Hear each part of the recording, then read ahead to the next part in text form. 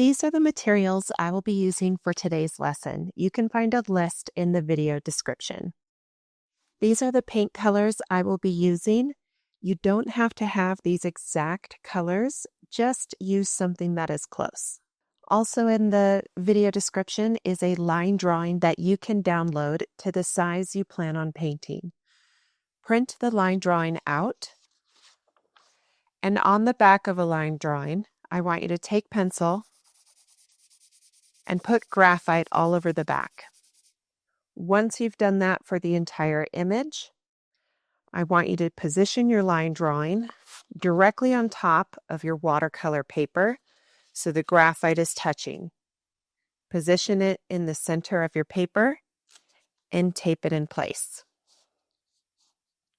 Once you have the line drawing taped in place, you can take a ballpoint pen and slowly trace your line drawing. If you're applying enough pressure, your lines should transfer directly onto your watercolor paper. I did this in advance, so mine are done.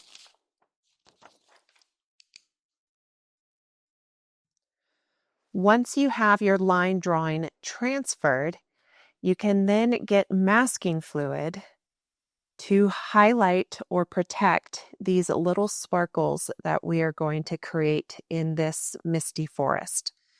So with your masking fluid, I want you to put a small amount of dish soap into a water cup.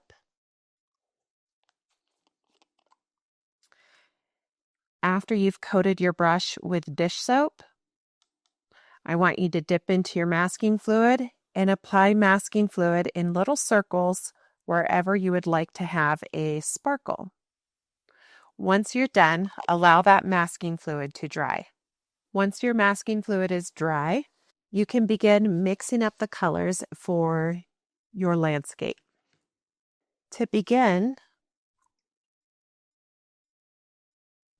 I want to coat the entire paper surface with clean water using a large flat brush.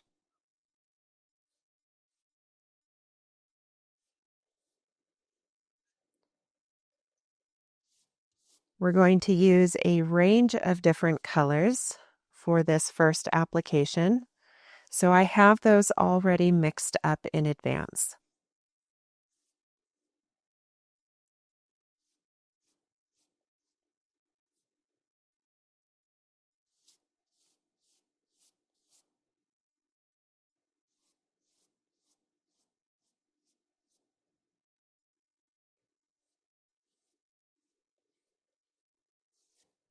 I'm being pretty heavy-handed on how much water I apply on this first coat.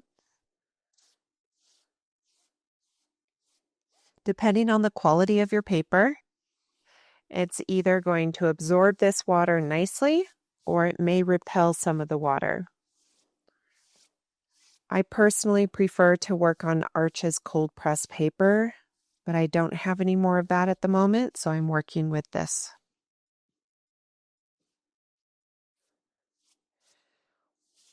I have saturated everything with clean water, and I'm just double checking my paper surface to make sure there's no areas where I have real thick puddles. If there are, I'm simply going to dry my brush off on the sponge and soak up those puddles to even out the water. But I still want everything to be very glossy. Once I have a nice even sheen, I'm going to begin by applying a little bit of purple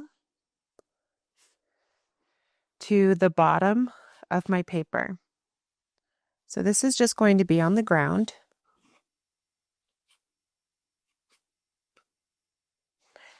And I will be painting the color of the tree and its branches last. So right now I'm not afraid to just layer color right on top of that tree. Because it is so dark in value, I know I can get those colors back later. Just above this purple, I'm going to put down some Viridian Hue. I have this watered down so it's not too dark. Right now, my goal is just to get color down. I'm trying not to be too finicky about shapes because I don't want this first layer to dry.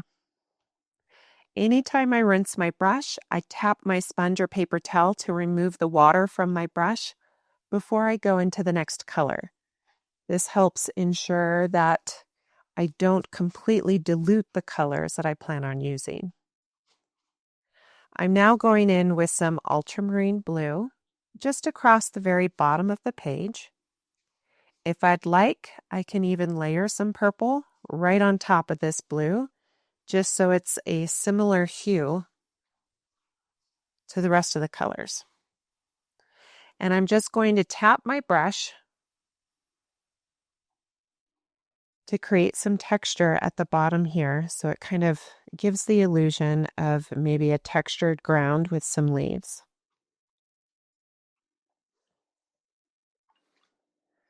Above my Viridian hue, I'm going to use some cerulean blue.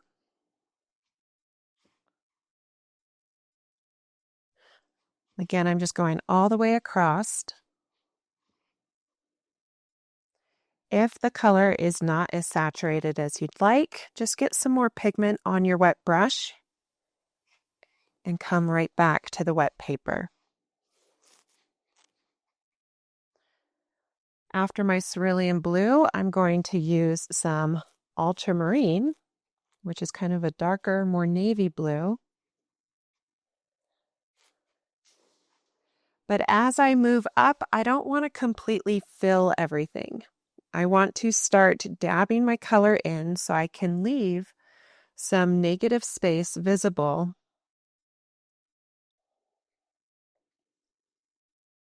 So it looks like the sky is peeking through some of these branches.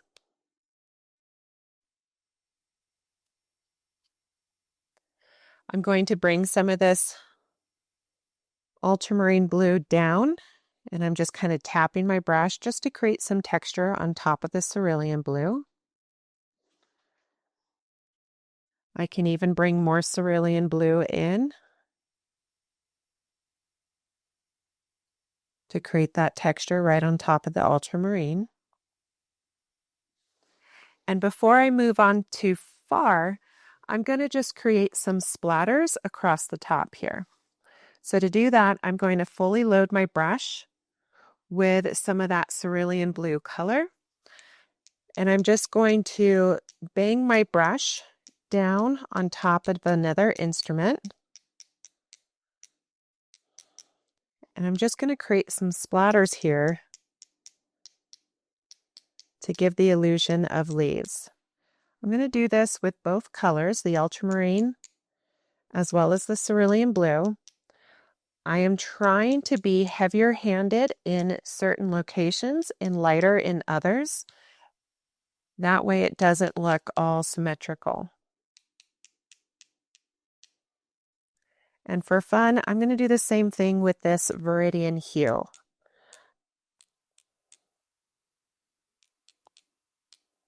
I'm going to have a lot to clean up after this painting. It's going everywhere.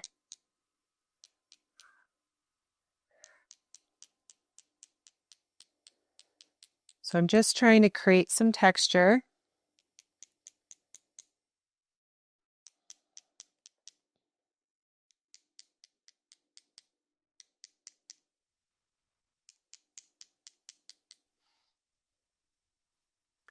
And I'm being more heavy-handed towards the bottom of my branches. I currently have a puddle accumulating at the edge of my watercolor block.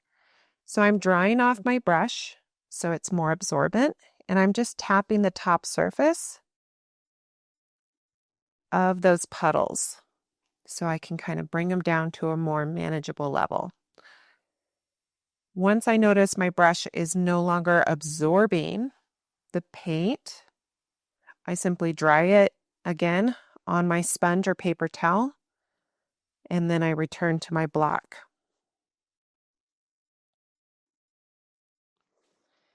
Now, before I go on too further or too much further, I'm going to grab more of that Viridian hue, and I want to create some texture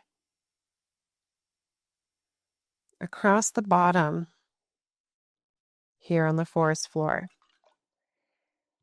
This is a little rich, so I'm just taking a damp brush and tapping it along this area to create some texture. Now I don't want it to be completely symmetrical, so I'm choosing to go high in some areas and keeping it low in others. I'm going to get a mixture of the Viridian hue and Purple Lake. And I'm just going to get some darker colors here in the background to give just a little bit of depth.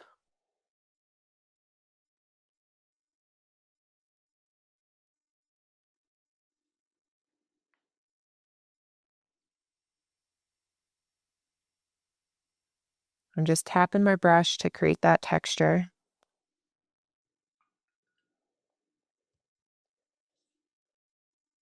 And I'm going to get a little bit more of that cerulean blue to tap across this little white area that was through the center. And to create some texture in this area that is a little bit more unpredictable, I'm going to take some margarita salt. You can also use table salt. And I'm going to sprinkle it sparingly across in a horizontal line. And what's going to happen is wherever there's a salt crystal that sits, it's going to absorb the paint, and it's going to leave a little white star-like texture. And I just think this will be fun for the landscape. So the area where the salt is, I have to be hands-off. However, I can continue in the areas that are still glossy and kind of work on my textures. So I'm coming in with some of my purple, just dabbing it in. I can come in with that Viridian hue and purple mix, which is quite a bit darker. And I can get some texture along the bottom here as well. If you enjoyed this tutorial, please hit that subscribe button and give me a thumbs up. Now this is just layer 1 for our texture. So I don't want to put the pressure on myself to bring it to a finished product, because I know there's more to do. I'm going to get just a little bit of the ultramarine blue. I'm going to add some of that Viridian hue to it. And right at the base of these kind of green bushes, I'm staying below where the salt is.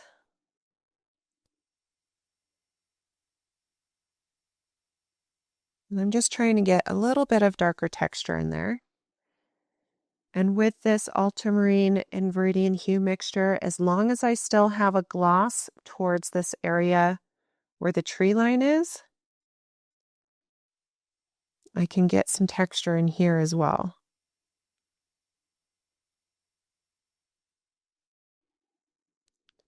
And my goal with this texture is really just to create some interesting shapes so that the background is kind of fun to look at.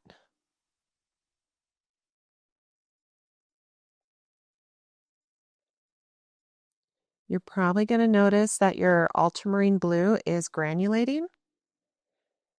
And that's just a natural characteristic of this particular type of pigment. I think whenever you're painting a textured subject, it actually lends itself to landscapes. And it becomes really fun to work with. For color harmony purposes, I am going to splatter just a little bit of that purple mix, because I don't want to have purple in only one area of my painting and nowhere else. So I'm making a point to give just a touch of it here and there.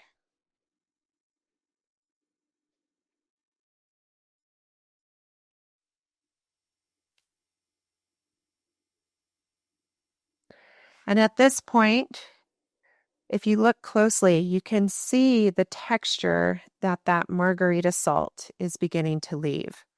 Now, this is the part where it's kind of difficult to resist. Your instincts may be to brush it off early, but to avoid smearing the paint that is surrounding that salt, this is the unfortunate part. We have to be hands off. We can't accelerate the dry with a blow dryer. We just need to walk away, give this time to dry, and come back to it. Once it is absolutely completely dry, then we can remove that margarita salt and continue with the next layer. Once everything is completely dry, you can remove that salt from the surface of your paper. Sometimes it might get stuck, so you may have to use your fingernail to kind of pick it off. But do your best to rub it away without removing the masking fluid. Once all the salt is gone, you can grab a brush and begin working on some of the leaves. Now, your brain is going to typically encourage you to fill in all the spaces. So basically covering up all the whites using your paint color. And what I want you to do is I want you to actively try and remind yourself to be asymmetrical with where you apply your leaves. And I'm just doing like little crisscross shapes using my brush. And I'm trying to be very aware of the white space so I don't completely fill everything in. And I'm going to be doing layers of leaves. So right now I'm just kind of doing those little crisscrosses, but being very aware of my negative space and actively trying to maintain some of those white spots.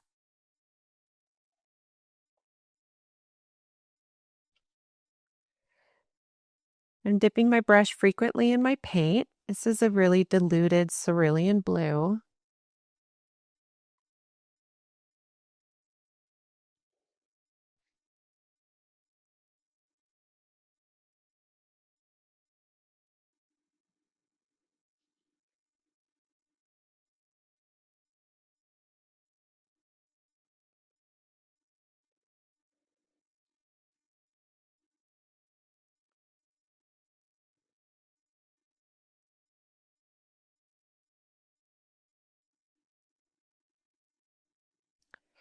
As I get closer to the tree trunk, the groups of leaves are a little thicker, so I tend to use a little bit larger brush strokes.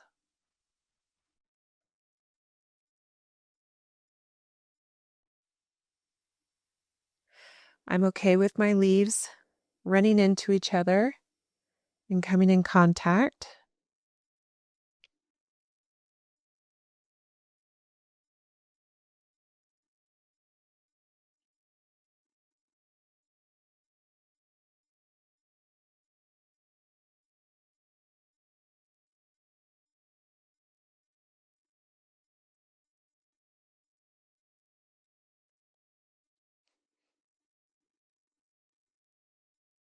After this first layer of leaves, we're going to move to a different color, and we're going to slowly progress to a darker color with each layer.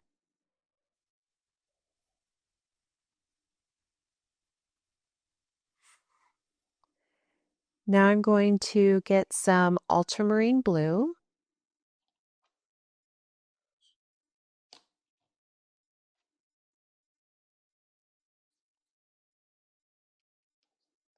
I can add a little bit of Viridian hue to it if I feel like it. But I'm now going to start with my groups of leaves a little lower on the page. And I'm still not going with a super dark color yet. This is still watered down, but I want it to be dark enough to see over this dark background that we have. And as I move down and away from my branches, my leaves become smaller and fewer. As my leaves are closer to the branches, things become more dense. And I'm just actively trying to keep interesting shapes and trying to avoid the temptation of rounding everything off.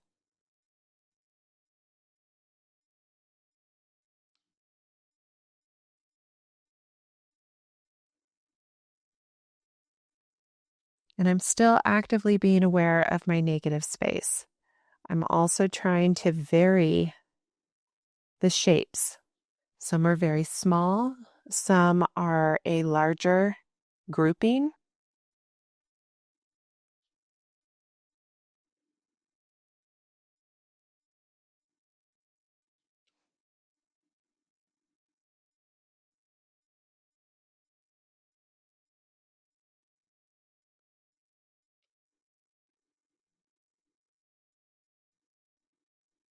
With my previous layer of leaves being already dry, these are layering nicely right on top.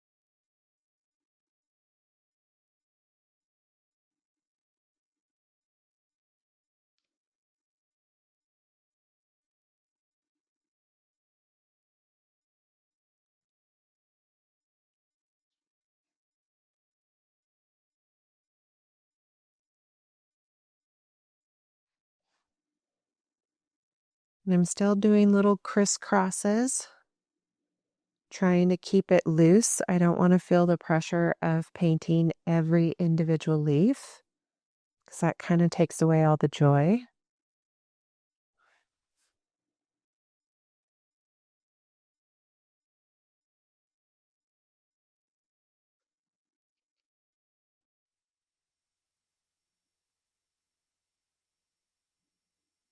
So as I layer on top of my previous layer, I'm actually trying to paint less leaves so I don't completely lose that first layer. I'm also trying to maintain the same areas of white negative space. Just because I'm doing another layer of leaves doesn't mean I want to lose all those whites.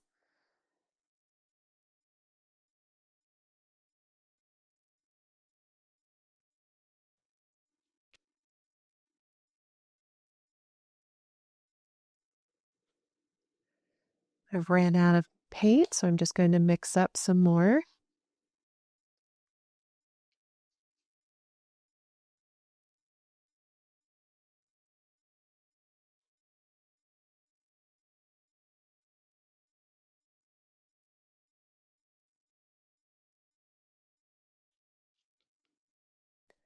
I can add a little bit more Viridian hue to my mixture so I get some greens up in the trees.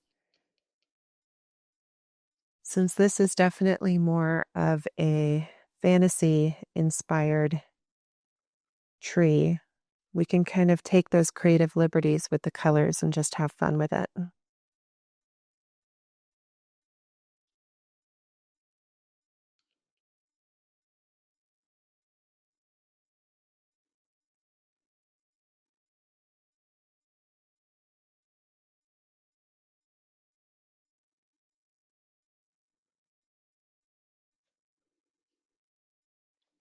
While these leaves dry a little bit more before I continue layering, I'm going to take a moment to add some details and shadows that are kind of below these bushes here.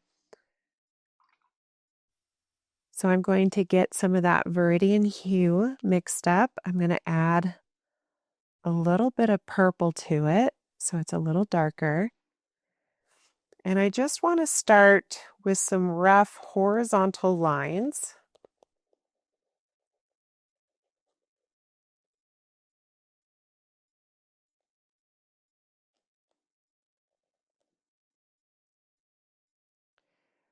And then moving my way up from those horizontal lines, I'm just going to tap my brush and try to make some organic shapes. And I'm going to repeat this process on the opposite side as well. But before I move on, I want to rinse the paint from my brush, and using just a damp brush with water, I want to blend some of the top edge of this color into the bush so it doesn't look like such a separate element. The other thing I want to do is I want to take some of the purples and I just want to get a little bit more texture in the ground near the bottom as well. And if these colors kind of blend in with each other, that's okay. I just want some texture in here so it doesn't look so simple.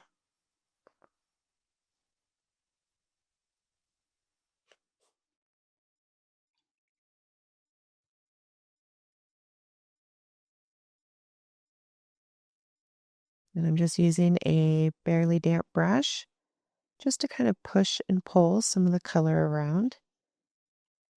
And again, trying to leave some of that negative space so it doesn't all completely blend together. I'm going to do this same process on the opposite side. So again, we're starting with that darker viridian hue that we added a little bit of purple to. And I want to try to line up my horizon line just a smidge. And I'm just doing some loose horizontal lines, kind of glorified scribbling. Just want to get some texture in here. Bringing some of this texture up a bit by dabbing my brush and creating some fun shapes. And before I move on, I'm going to rinse the paint, tap my sponge, and with this damp brush, I'm just going to pull some of this color up into the bush itself. And I'm also going to use some of that purple again. Try not to completely fill everything in. We just want some ground texture here.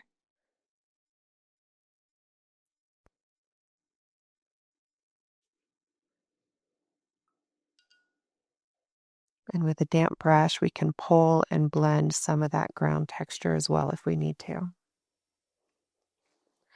While that little area is drying, I'm now going to use my cerulean blue, and I'm going to try and give a little bit more defined top edge to these bushes in the background.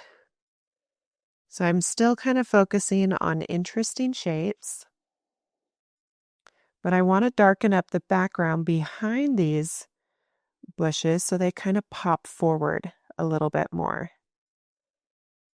So you can see that I'm kind of keeping an uneven top edge. Some areas are high, some are low.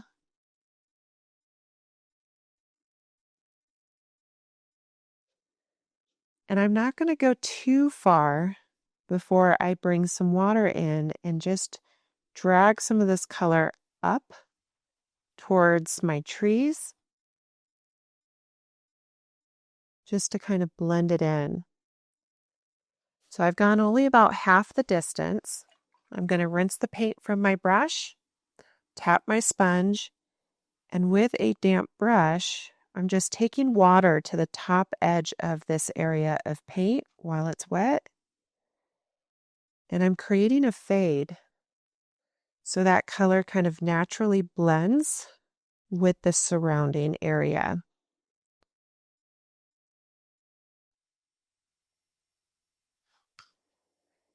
Now that that area has blended, I'm going to take a moment to continue darkening up the background.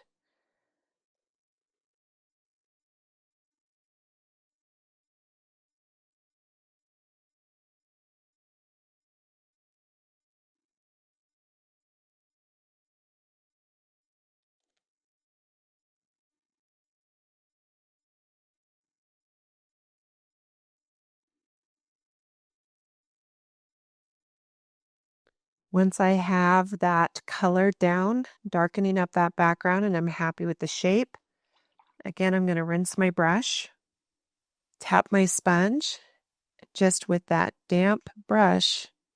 I'm going to use the water to blend that color into the background above. And I'm going to repeat this process on the opposite side.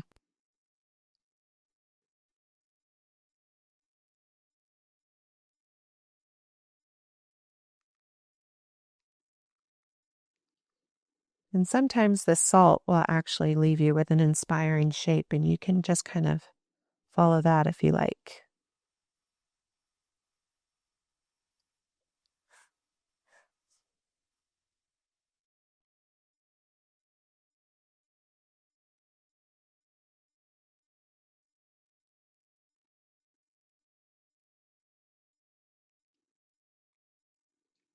Once you have that color down, then just rinse your brush and use clean water on your brush.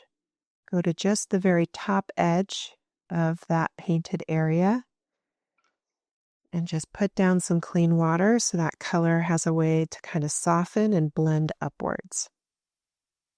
Any color that ends up in the tree trunk, we really don't worry about it because that tree is going to be very dark in the end and it'll just cover right up. Since I've worked down here for a while, I now know that these leaves above have had a chance to dry.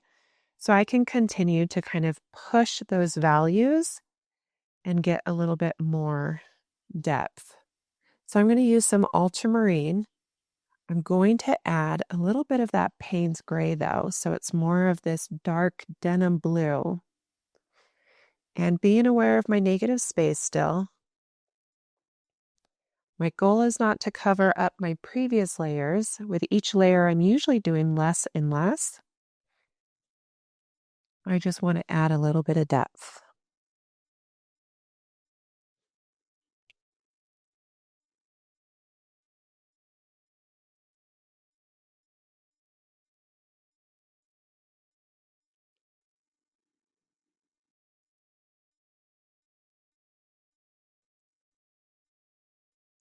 The more vertical I hold my brush, the smaller my leaves will be.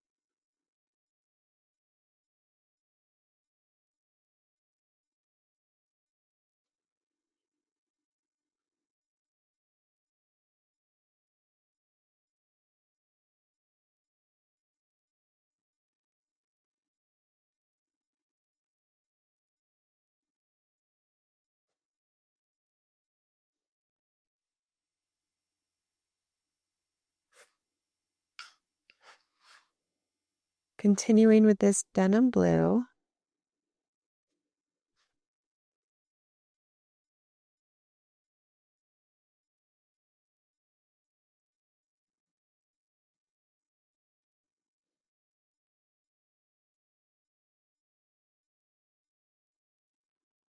If you enjoyed this tutorial, please hit that subscribe button and give me a thumbs up.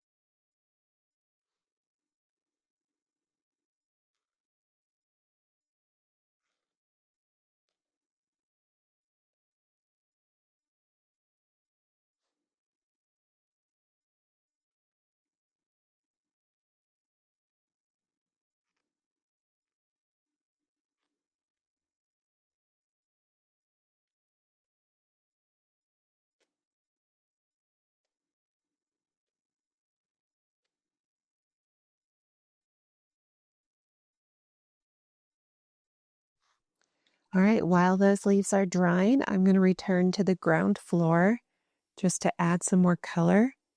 I'm going to use more of the purple lake. And to make it more of a grape purple, I can add some of that viridian hue. But I'm going to start off with just the purple lake for a bit.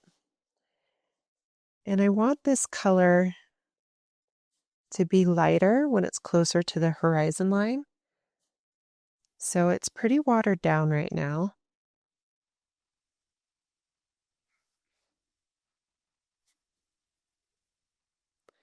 And I'm just kind of doing dashed lines and dots, moving in a horizontal pattern across the ground floor. If I run into the tree, I'm not worried about it.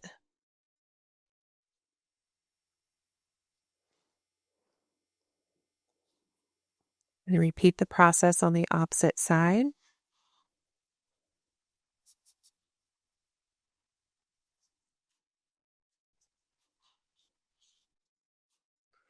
As I move closer to the foreground, I do want the color to be a bit darker. So I'm going to add some of that viridian hue to my mixture. So it's a darker purple, and I'm making sure to add more pigment. And as I get closer to the foreground, I want my lines to have a little bit more spacing.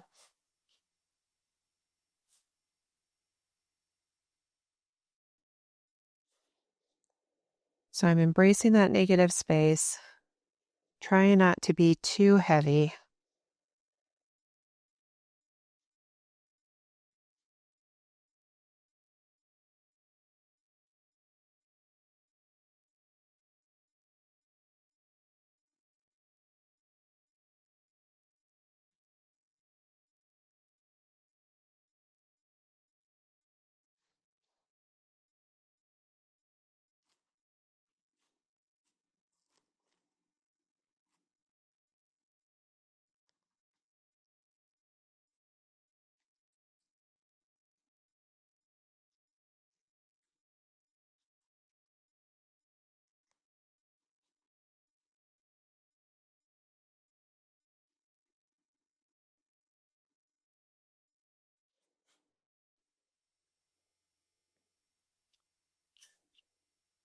I'm going to water down some of that viridian hue.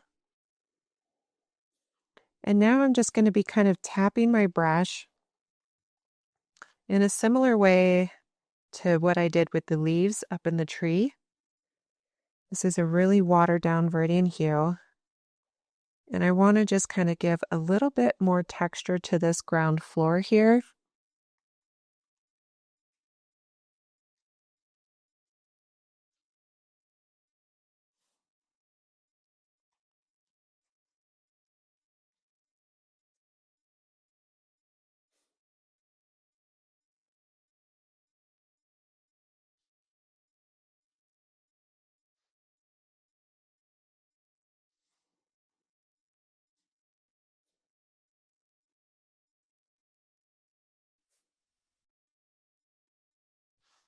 I'm going to give this ground floor some time to dry, and I'm going to return to the tree. Now at this point, it's a really great opportunity to begin working on the branches and such. However, before I go in with some real dark color, I want to first just add some clean water to the trunk of my tree and maybe into some of these larger sections. So I'm keeping a very gentle touch, and I'm just applying clean water in the wider, thicker parts of the tree and tree branches.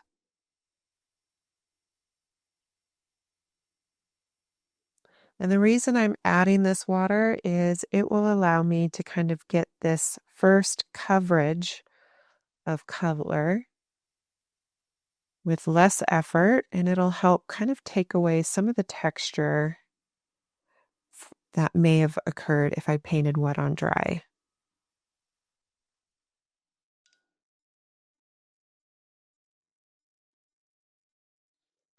So now I'm going to use more of a Payne's gray with blue.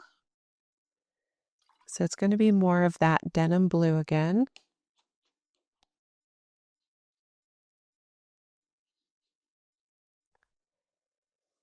And I want to go nice and slow along the outer edges of my tree. When I get to the very bottom,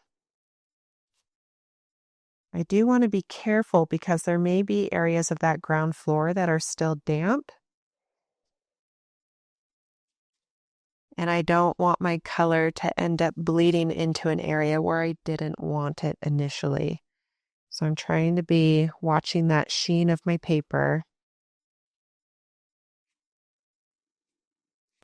And notice how the bottom of the tree trunk, I'm trying to make the roots look like they are just going right into that ground floor.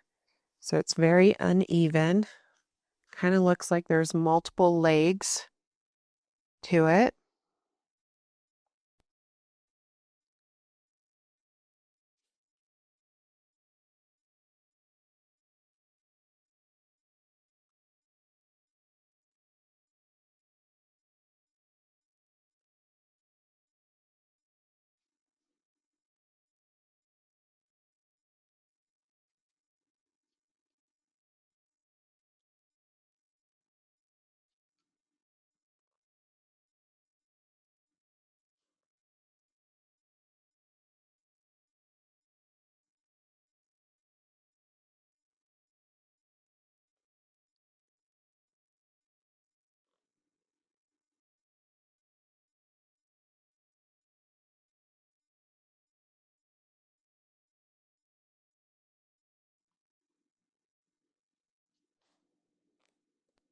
Once I have that color in, I'm just going to continue to proceed up the tree. If I notice I'm moving into an area that has already begun to dry, I may do an additional layer of water just to give me more working time.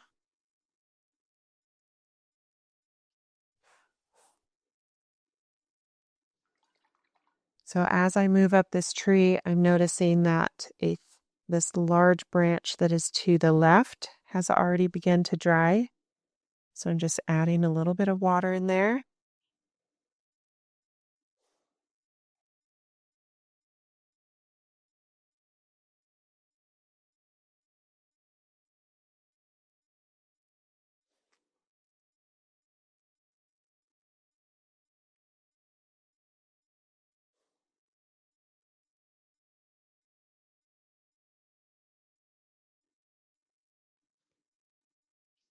I'm just continuing to mix more of the color I'm using.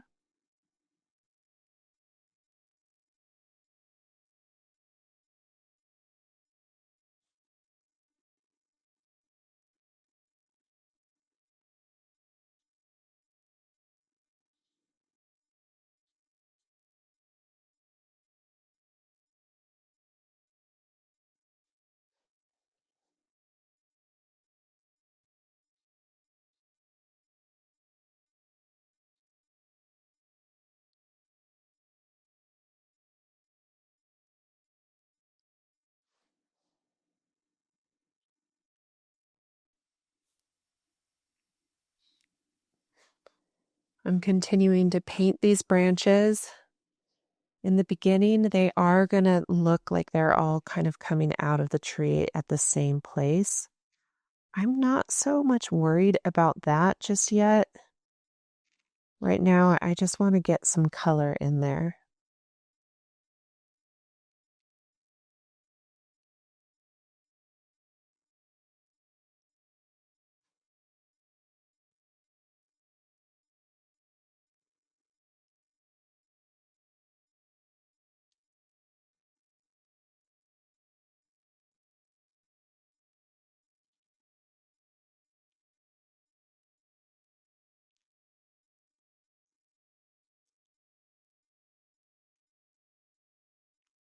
Keeping your branch width consistent is one of the more difficult things to do. But as your branch moves out and away from the trunk, it should begin to naturally taper off and become thinner. So I'll only be using this larger round for a short period of time before I need to switch to a different brush.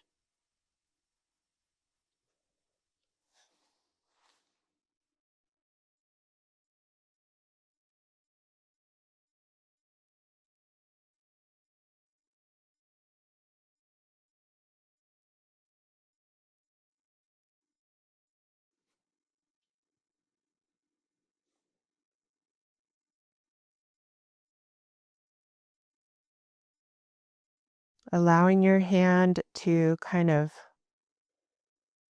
shake as you make these branches will actually make your branches look more realistic. They should have some bumps and wobbles and textures on the edges.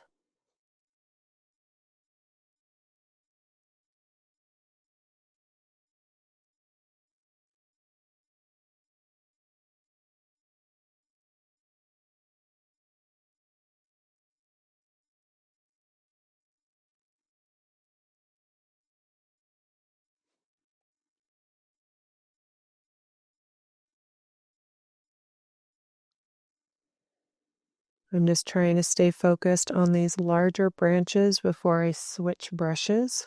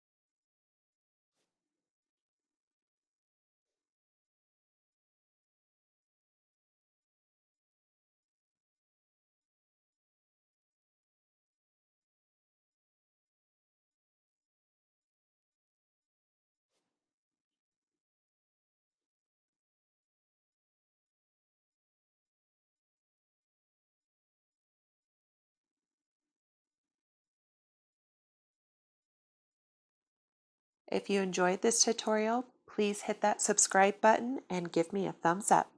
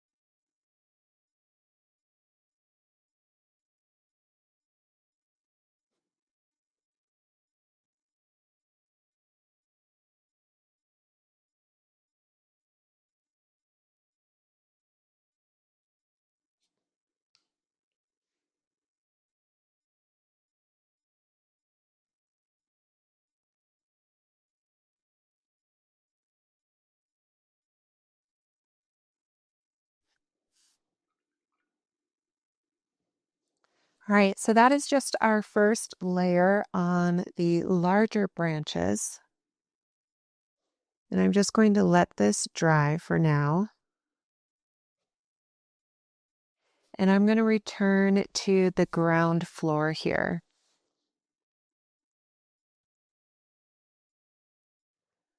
I'm going to use a darker mixture of my purple and Viridian hue.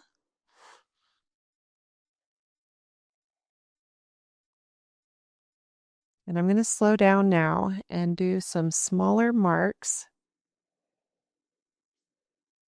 to add some texture here.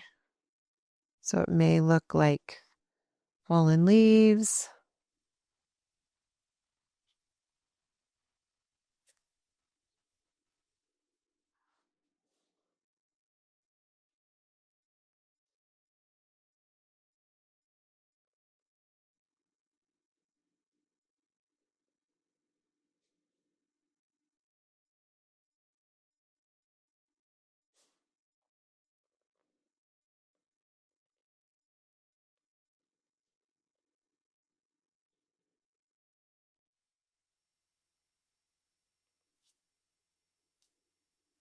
I'm keeping some of the darker texture a little bit closer to the tree, because we have to assume that this tree is going to create some shadows on this ground floor.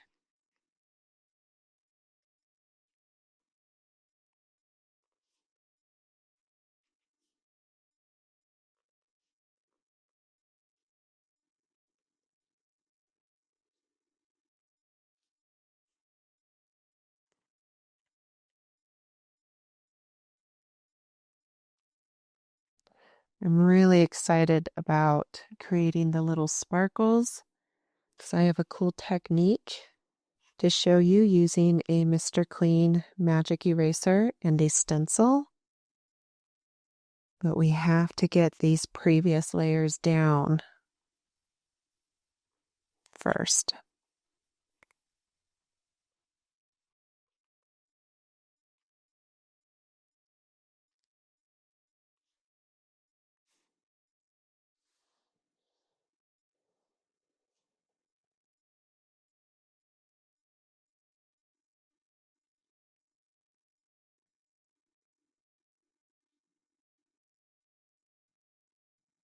I'm going to be more selective with this darker ground texture as I move away from the tree. I still want there to be some darks, but I'm just not going to overdo it.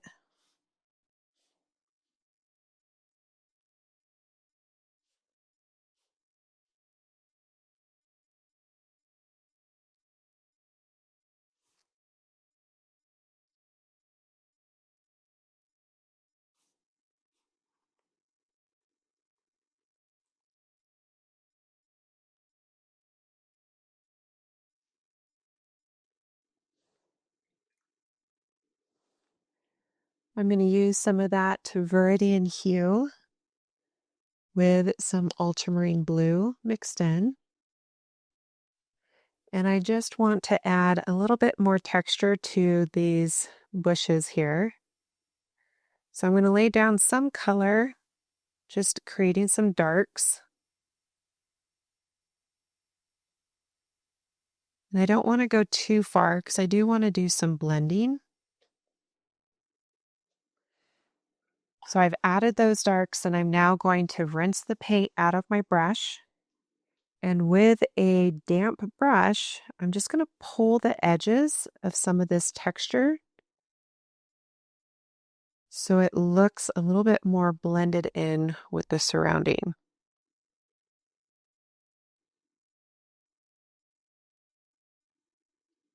It just creates a little bit more realistic shadow gradients.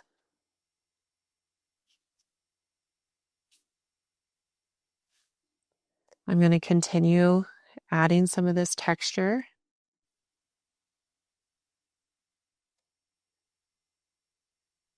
I think the hardest part is remember to be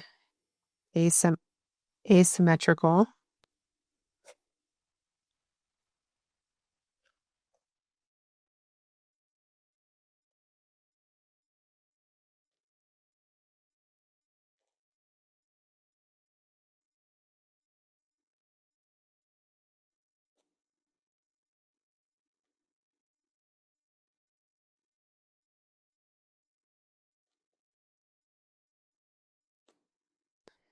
And again, I don't want to go too far. I now want to use just a damp brush to push and pull some of these edges of these shadows so it looks a little more natural. But I'm being very aware of those highlights that the salt created. I don't want to cover all those up because it adds a really wonderful texture.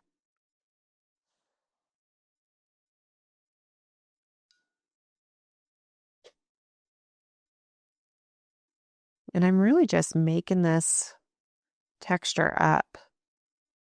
I'm not feeling the need to follow a photo to the T.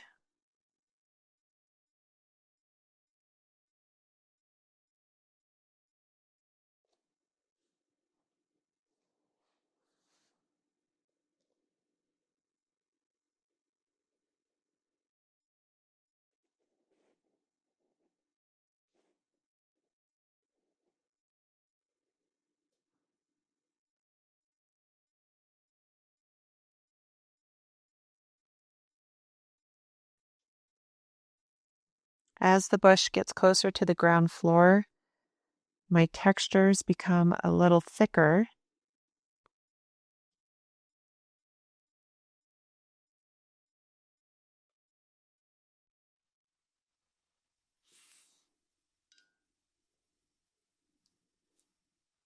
But you can see in comparison to the left side of this painting or tree, how much some of these shadows really help.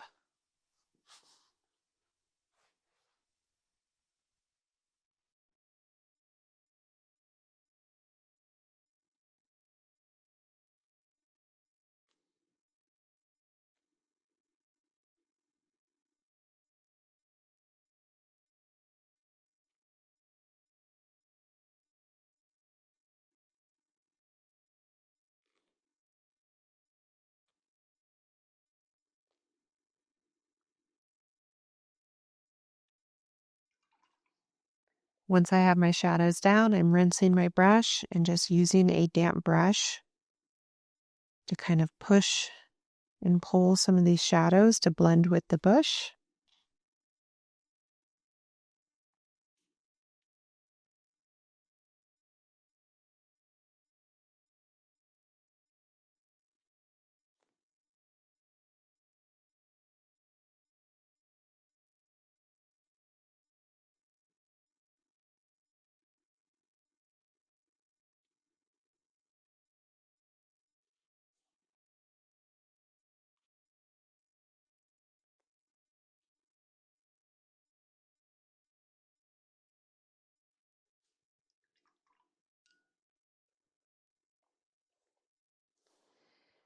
Now I need to start adding a little bit more detail to the tree. Now the branches that are furthest from the viewer are going to be that softer denim blue. So I'm going to grab a long liner brush and I want to just add some smaller, thinner branches. But I want to make sure that I am watering down my color so it's not too dark. So I'm just going to test my value. And I feel like that's okay. So it's not completely black.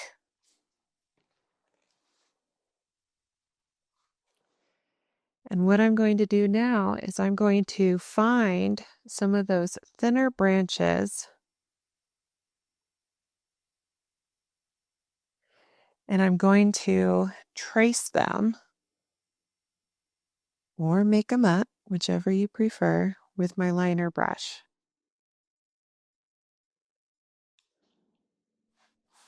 And again, the more you allow your hand to kind of naturally shake, the more natural your branches are going to look. So don't make them too perfect.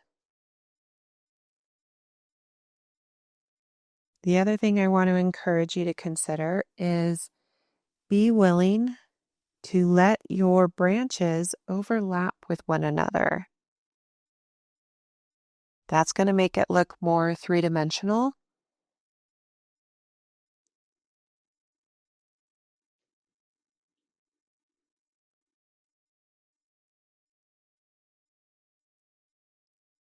Sometimes I'll balance my hand using my pinky. So my pinky kind of just sits on the surface of the paper.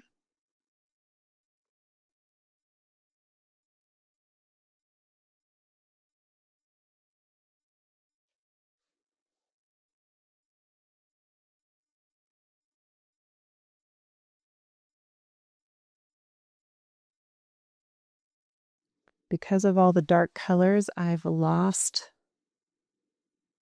some of my lines. So I'm just going to make some branches up.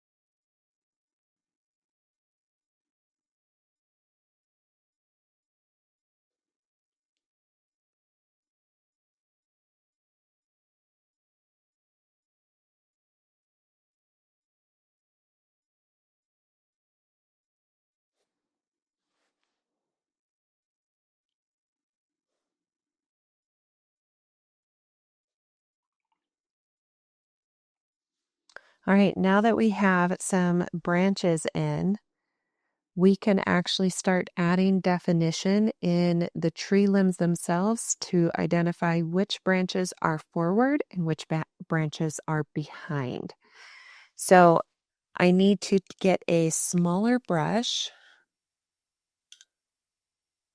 and I'm just going to take it one branch at a time. So for example, if I want this branch here to appear like it's behind this branch that is going horizontal just above it, then what I'll do is I'm just going to choose to lighten up the branch that is going horizontal above it by using just a little bit of water on my brush and passing back and forth. And then I'm going to get that denim blue, and I'm going to start at the bottom.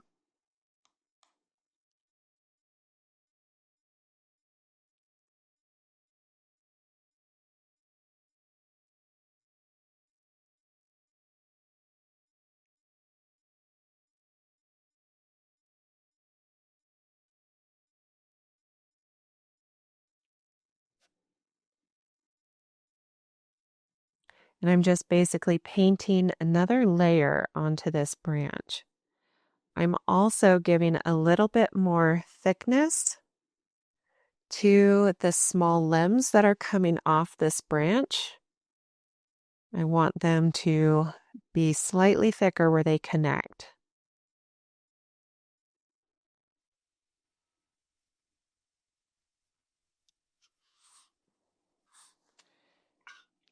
Now I'm going to let that area dry a little bit. So I've rinsed my brush and it's now wet.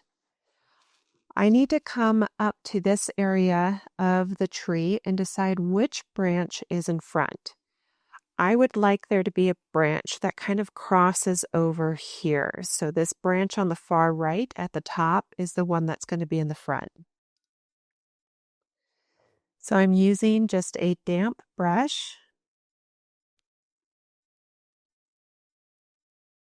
And I'm just kind of identifying where the top edge of this branch could be.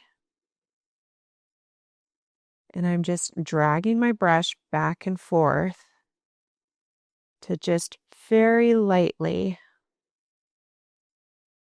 change the value of that branch. Now it looks like it's in front. Now I can go to this branch in the very back. It looks like it has multiple values right now. I want it to appear like it's kind of in front as well. So I'm just going to use a damp brush. And I'm dragging it across those sections so it looks like it's coming out of that branch.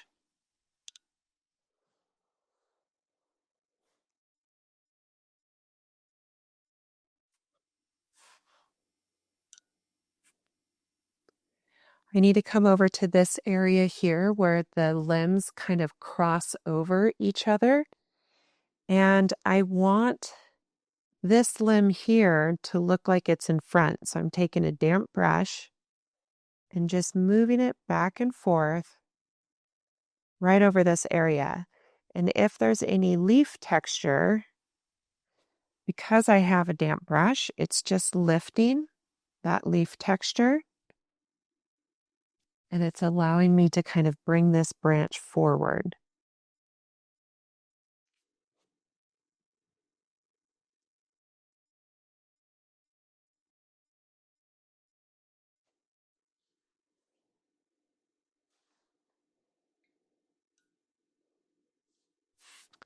I need to come over here to the upper left side of the tree. And I have a branch that kind of cuts across and down. And right now it just looks really messy. So to make that branch look like it's forward, I'm going to use a damp brush and I'm just going to trace along the branch that I want to be in front. And I'm applying a little bit of pressure.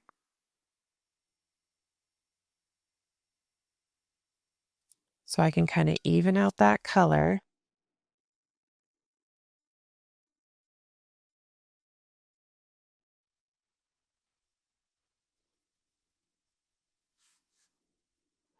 I'm going to do the same thing on the branch above. I want it to look like it's in front of all these leaves. So I'm just going to use a damp brush and I'm going to trace this branch and apply a little bit of pressure so I can lift some of those leaf shapes that I may have glazed over.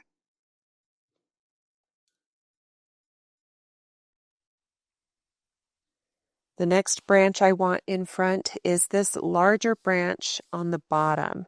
Right now, all my small limbs look like they're going in front. And to change that, I just need to use my damp brush and lift some of that color from those limbs.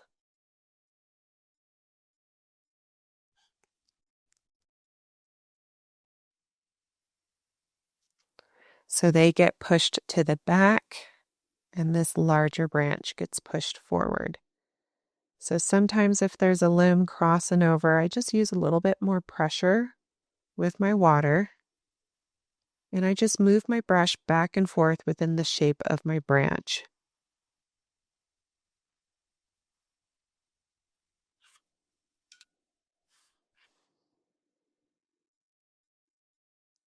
And eventually we'll be adding values and shadows to these branches, but right now we just need to determine who's in front and who's behind.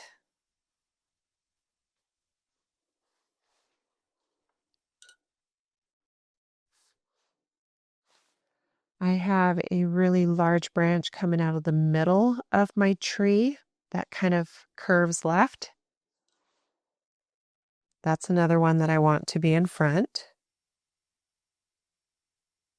So I'm using that damp brush technique.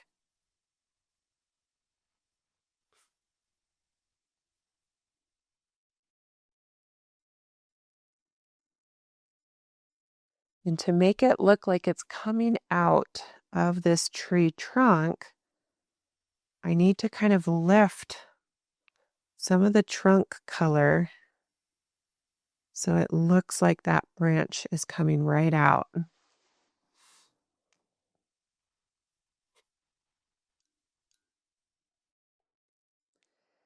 And you're just going to want to continue with this process until you're happy with your branches.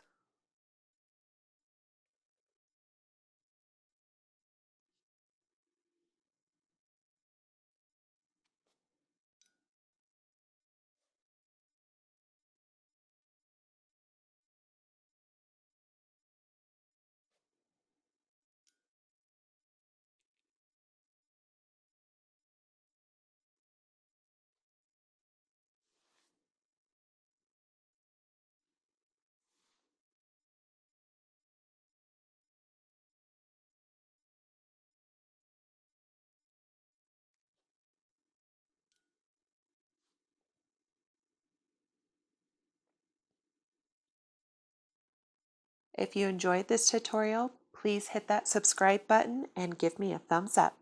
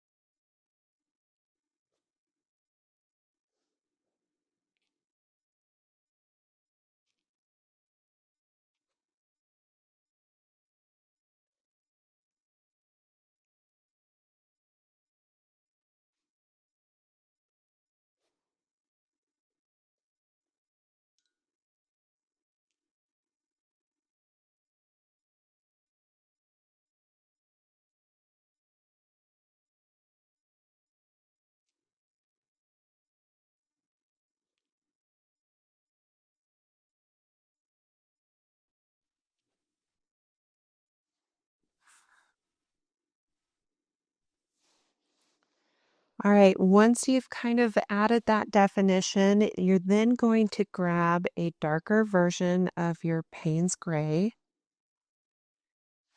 And I like to have two brushes when I do this next technique. I want one with water and one with my dark pigment. So I have this round number 6 with just water, and I have this small round number 2 with my darker Payne's gray. And now I get to come in and really add some defining shadows. But if I want these shadows to kind of blend in with the surroundings, I need to use water on my second brush to kind of pull this color to create some of those fun shadows. So I'm trying to just define, okay, well, where might this branch be coming out of my tree? I add a shadow to kind of give that definition. And then I take my larger brush with just the water and I add some color.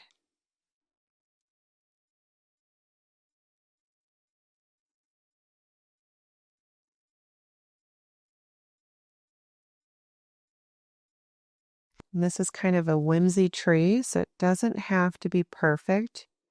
You can kind of have fun with the shadows and make them look a little crooked and wonky.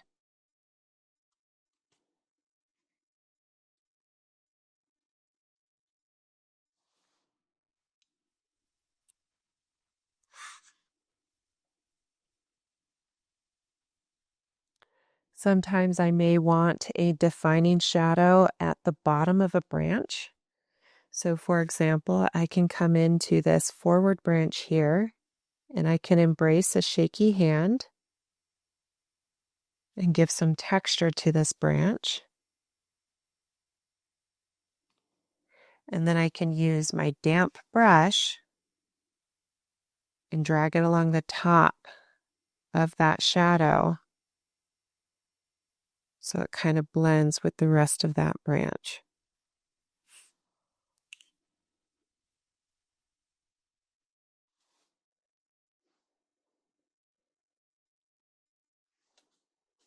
If I want a shadow on the bottom of this forward branch that jumps across,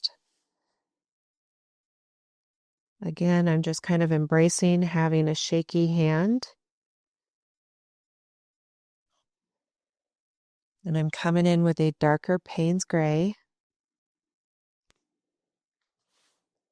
And then I use my second brush with the water and I just kind of soften that top edge.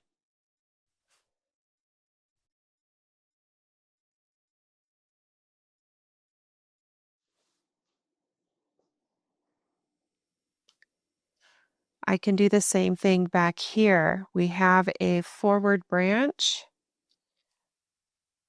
I can just go along the bottom edge and darken up that shadow.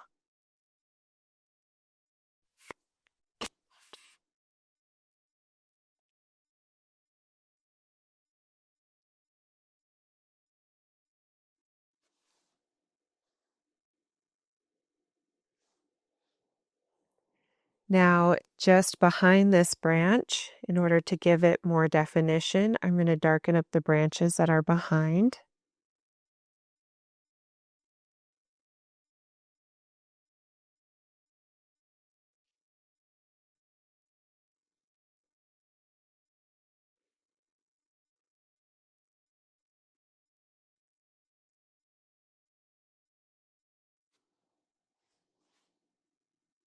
And I'm going to use that brush with the water to kind of pull that shadow so it blends.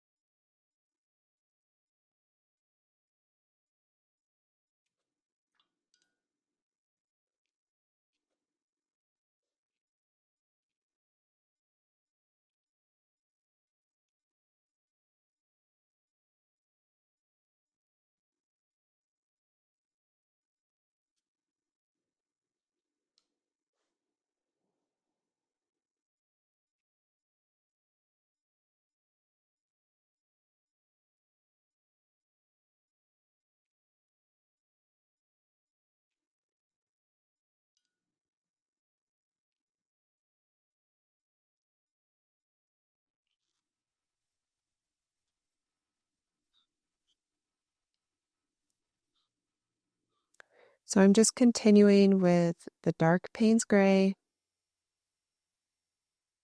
creating my shadows, trying to give definition to these branches. And then I'm just using water to blend these shadows into the rest of the branch. You can do this as much or as little as you'd like. It's really up to your personal preference.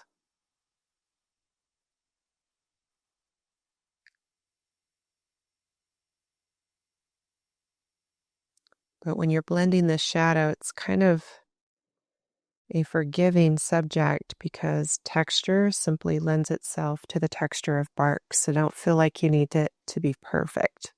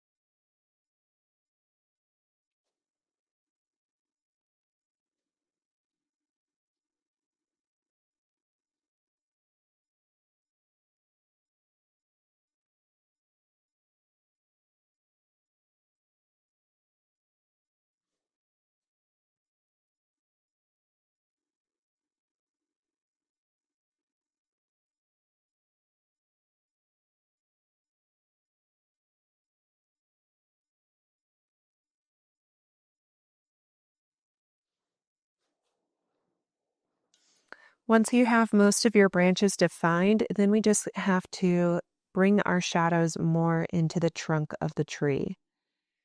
And this is kind of fun because you really can just make it up. So I'm going to begin down by the roots that are going into the ground. And I'm just going to kind of decide what angle I want these roots to be at. And I just need to kind of create a shadow that goes behind the root.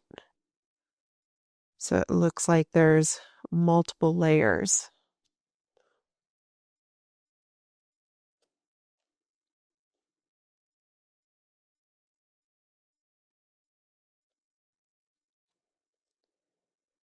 So once you kind of have your shadows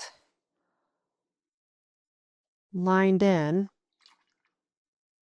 just take that brush with clean water and decide which part of that line is kind of the back and blend.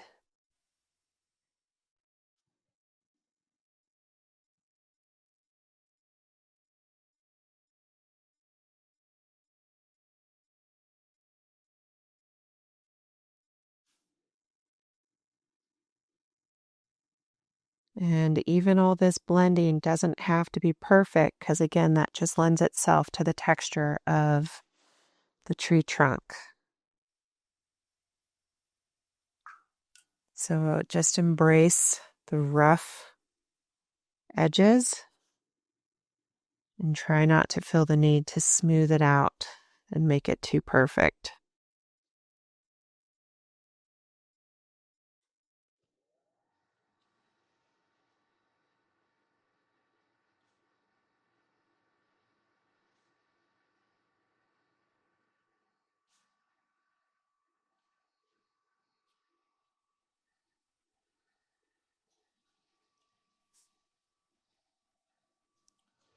I'm just going in with my water on my brush and blending one side of these lines. Heavier water on your brush will make it much, much easier. If you go too dry with your brush, it actually starts picking up the paint and gouging your previous layers. So don't be afraid of water. Water's your friend.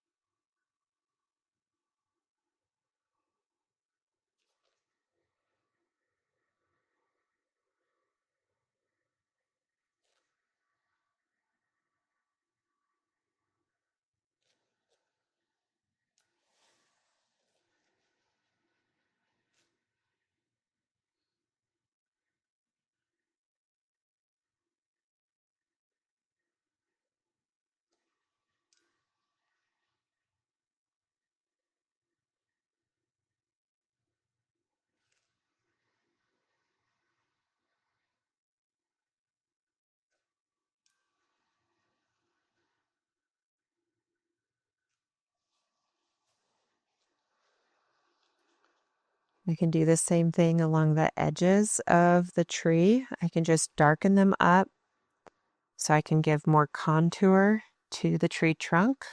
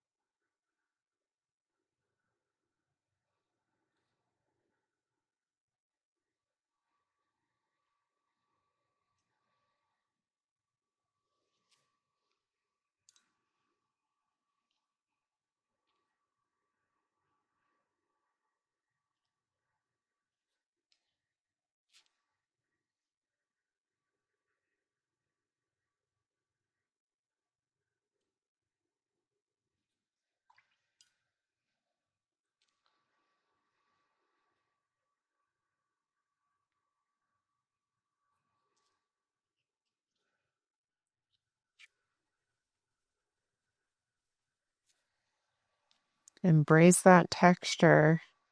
You don't want to smooth it all out when you're on your tree trunk. So just have fun with it and try to stay loose.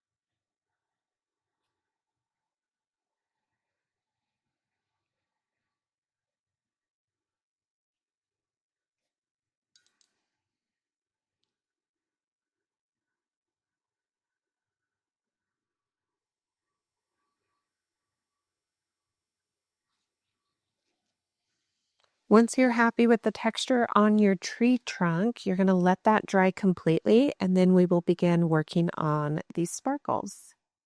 So on this next part, you are going to need some sort of circle stencil and a Mr. Clean magic eraser along with clean water. So what I'm going to do is I am just going to get my Mr. Clean magic eraser wet, and I'm going to squeeze out the excess while over the cup so it doesn't drip on my painting. I'm going to find one of the areas where I have masking fluid, and I'm going to put my circle template right over top, and the goal is to keep the eraser inside that circle area.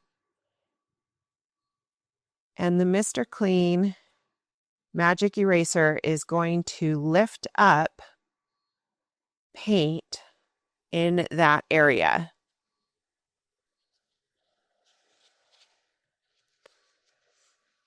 And we don't need it to be completely white. We just need a circle.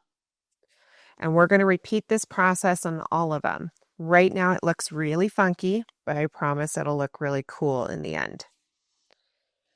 So I'm going to repeat this process.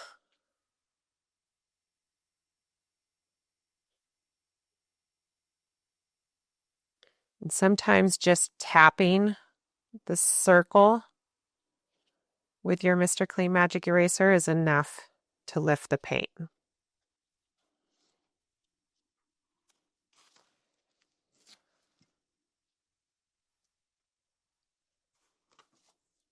And I want to make sure that my stencil is dry before I put it down on the next one.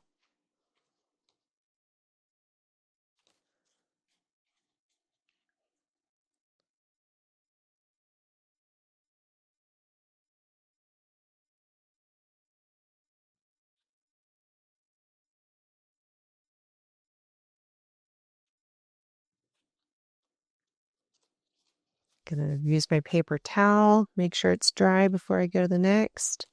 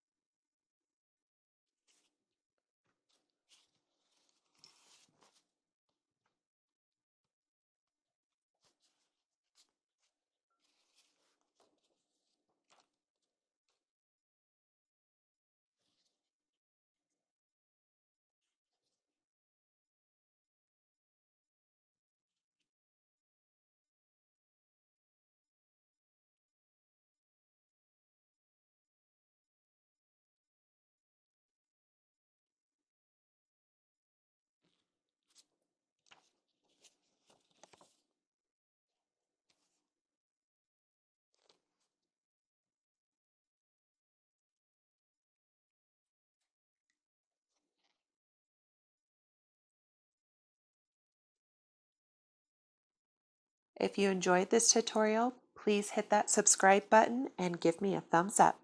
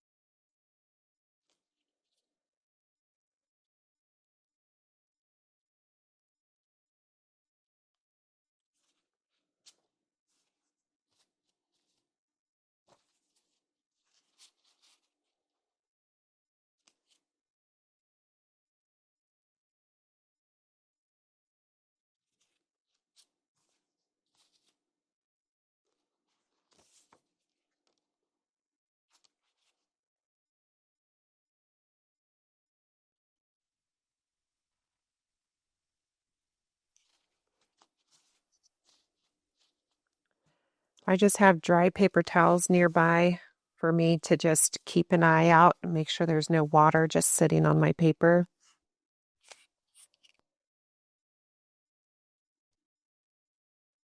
And I'm not pressing hard when I'm doing this because I don't want to remove the masking fluid. I'm really just tapping and letting the water do the work for me.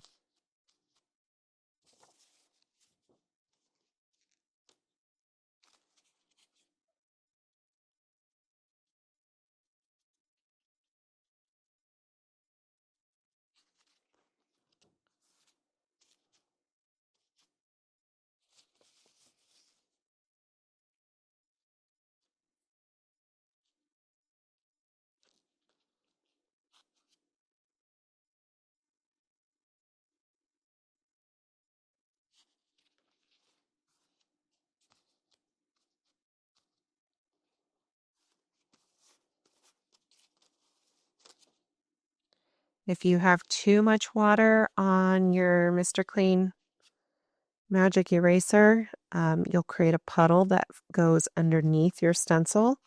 So really make sure you wring that Mr. Clean Magic Eraser out.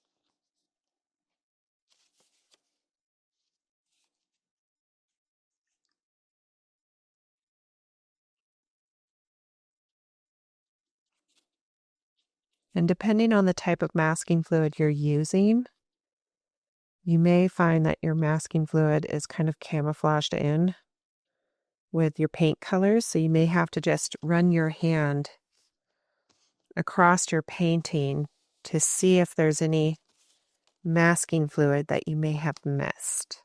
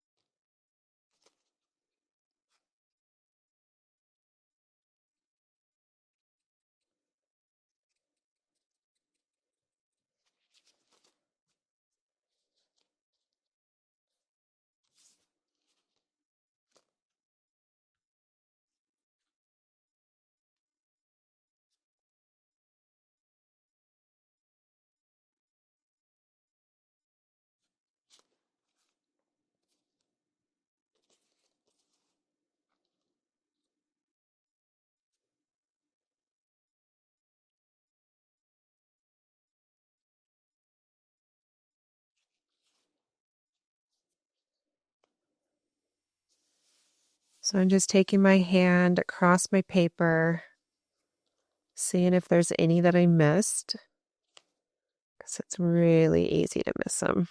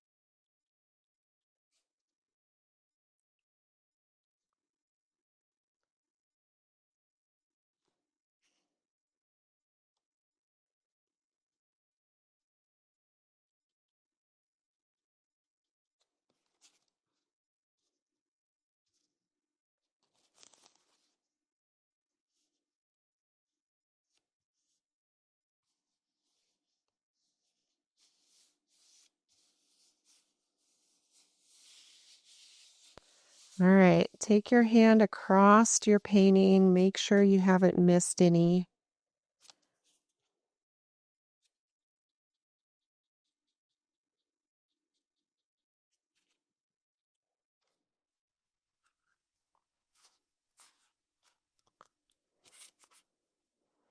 Now, right now, all of my sparkles are the same size.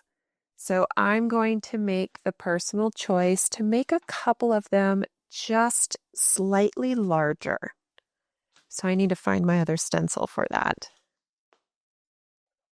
All right, I do not see my other stencil, so I'm just going to roll with it as is. So now that that has all been removed, I'm going to take a small brush with some lemon yellow.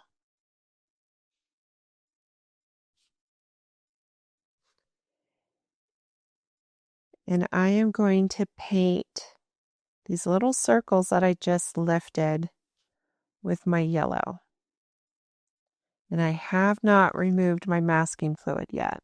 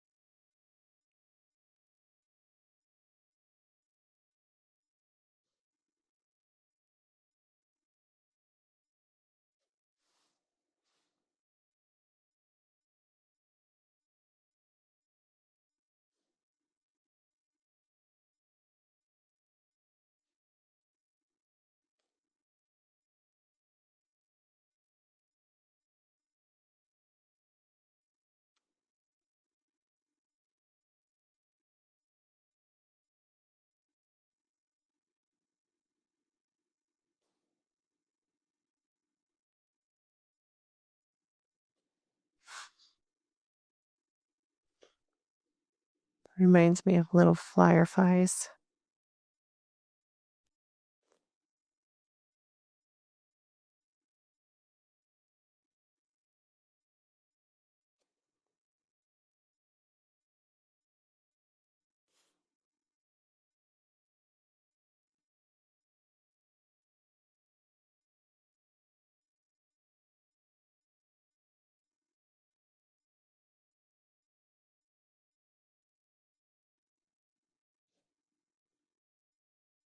All right, I need to allow all of these areas of yellow to completely dry, and then I can remove the masking fluid and do the last step.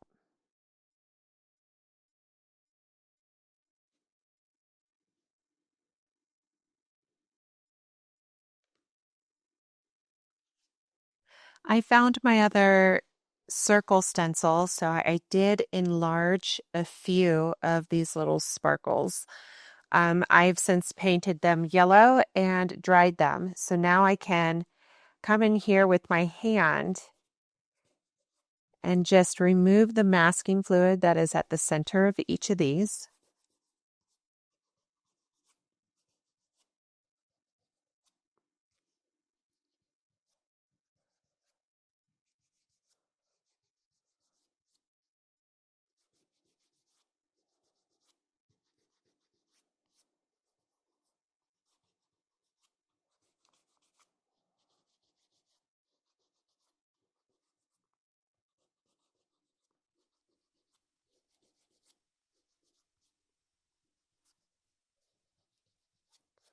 Once you have the masking fluid off each, just get that put to the side.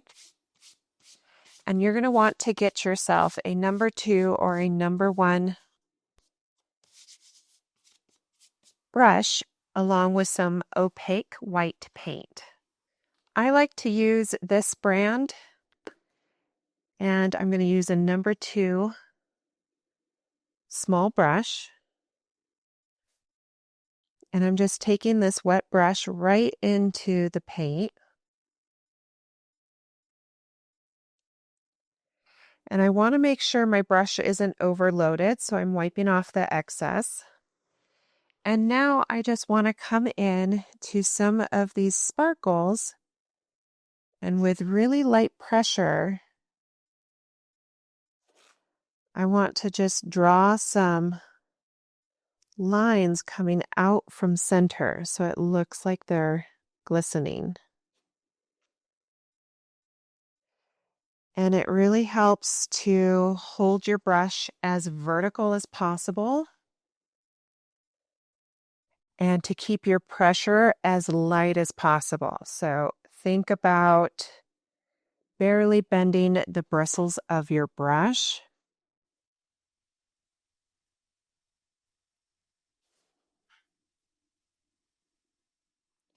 And we don't need to do these crosshairs on all of them.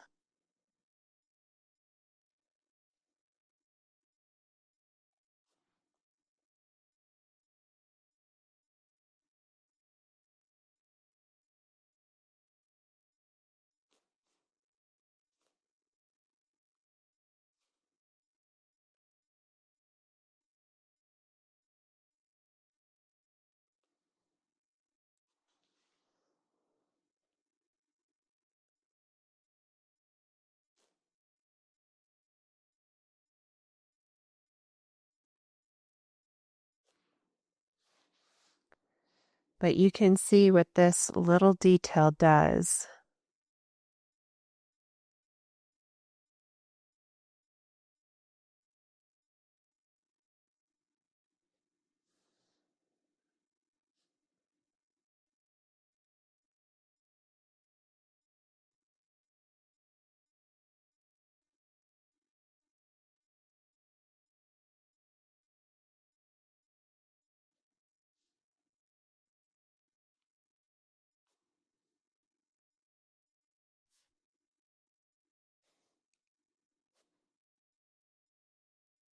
Making sure to wipe off the excess paint, otherwise I'm going to get really thick, wide marks.